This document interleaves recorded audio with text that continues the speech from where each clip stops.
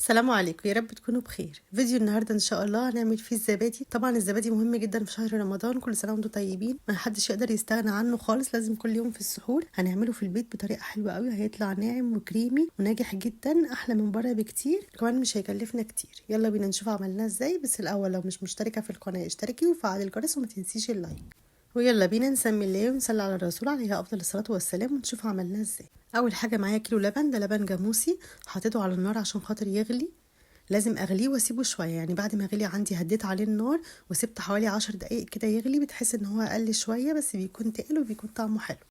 دلوقتي بعد ما غلي بقى خالص كويس معايا، هطفي عليه النار كده. طفيت خلاص النار عليه واسيبه يهدى شويه.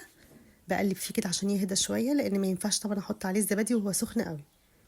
لازم كده ايدي تستحمل الحراره بتاعته. هو كده لسه سخن، فانا بقلب فيه، هقلبه شويه كده اطلع منه البخار لحد ما الاقيه كده بارد شويه. يعني لازم لما احط صباعي كده اتحمل لحد 5 بس، مش اكتر من كده. لكن هو لو سخن قوي هينزل ميه، هيعمل شرش كده، وفي نفس الوقت مش هيكون حلو، هيكون طري قوي. وكمان لو اللبن بارد برضو مش هيروح. يبقى لازم يكون سخن بس مش سخن قوي، يعني يا دوب بيبخر بسيط بس كده. دلوقتي بقى احط عليه الزبادي. ممكن انت عايزه تعمليه بقى زبادي بلدي او زبادي من بتاع الشركات، براحتك. دي هتكون الخميره بتاعتك بقى اللي تعملي بيها بعد كده. يعني الزبادي اللي هتحطيه هيطلع معاكي. انا دلوقتي عامله الزبادي اللي هو الجاهز ده، زبادي المراعي الجاهز، هيطلع نفس طعمه واحلى كمان. لان طبعا هنكون عاملينه بخيره، اللبن بخيره، فهيكون طعمه احلى كتير كمان من الجاهز. عايزه تعملي زبادي بلدي برضو هيخليه الزبادي البلدي بنفس الطعم.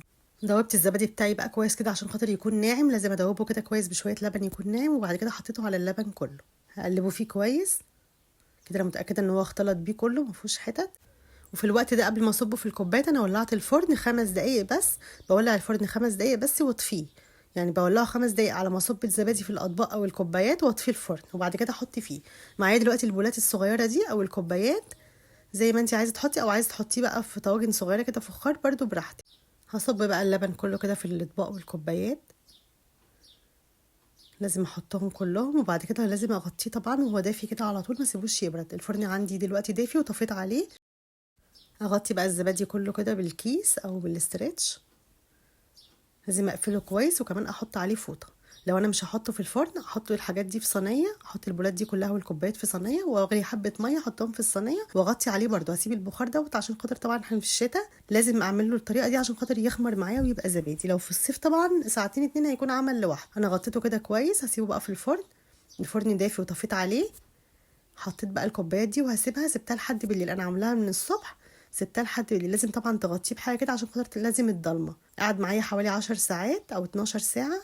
وبعد كده حطيته ساعه واحده بس في التلاجة عشان خاطر القشطه تفصل منه كده، تعرفي تشيلي وش القشطه بتاعه كده. لازم تحطيه ساعه بس في التلاجة. لكن هو متماسك جدا، مفيهوش ولا نقطه شرش زي اللي بنشتريه من بره، وكريمي وناعم وطعمه حلو جدا. تحس ان هو قشطه كده مش زبادي. طعمه حلو جدا ورخيص طبعا، مش هيكلفنا زي العلبه دلوقتي بقت ب10 جنيه. احنا عاملين دلوقتي 9 علب من كيلو اللبن. حلو جدا وناعم متماسك جدا. تقدري بقى تخلي عندك كوبايه من دي تكون خميره كده تعملي بيها على طول. انتي اول مره بس بتشتريها، بعد كده تخلي عندك بقى تعملي بيها على طول. بيلمع جدا، كريمي جدا، وبيلمع كانه في قشطه بالظبط. ده زبادي طبعا ساده، تقدري تعمليه بالفاكهه. ممكن تحطي فيه بقى الفاكهه نفسها او تعمليها مربى وتحطيها في قلبيه، برضو بيكون حلو جدا. بس كده، اتمنى الفيديو يكون عجبكم. لو الفيديو عجبكم ما تنسونيش باللايك والاشتراك في القناه وتفعيل الجرس عشان يوصلكم كل فيديوهاتي. والسلام عليكم ورحمه الله وبركاته. مع السلامه.